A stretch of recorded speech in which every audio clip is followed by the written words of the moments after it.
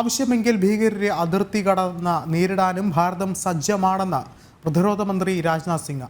അതിന് സാധിക്കുമെന്ന് സൈന്യം നേരത്തെ തെളിയിച്ചിട്ടുണ്ട്. മോദി ഭരണത്തിൽ രാജ്യം സുരക്ഷിതമാണെന്നും ബീഹാറിൽ തെരഞ്ഞെടുപ്പ് റാലിയിൽ രാജ്നാഥ് സിംഗ് പറഞ്ഞു.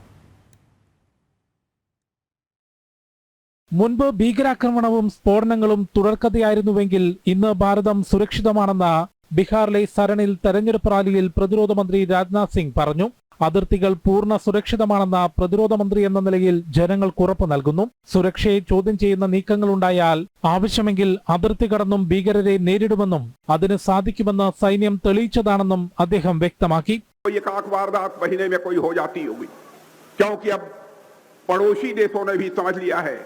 भारत अब ये कमजोर भारत नहीं है, भारत ये दुनिया का ताकतवर देश बन चुका है।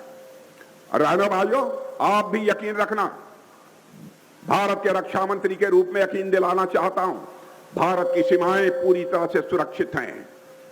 आज हमारी ताकत है कि भारत सीमा के इस पार भी मार सकता है, जरूरत पड़ी तो सीमा के उस पार भी जाकर भारत मार सकता है। यह भारत की हैसियत है.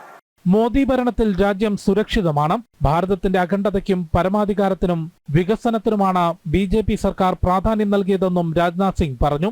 വിഘടനവാദികളെയും രാജ്യത്തിന്റെ ശത്രുക്കളെയും സഹായിക്കുന്ന നിലപാട് സ്വീകരിക്കുന്ന രാഷ്ട്രീയ പാർട്ടികൾ നാടിനാപത്താണെന്നും പ്രതിരോധ മന്ത്രി ചൂണ്ടിക്കാട്ടി. ജനം, ഡൽഹി.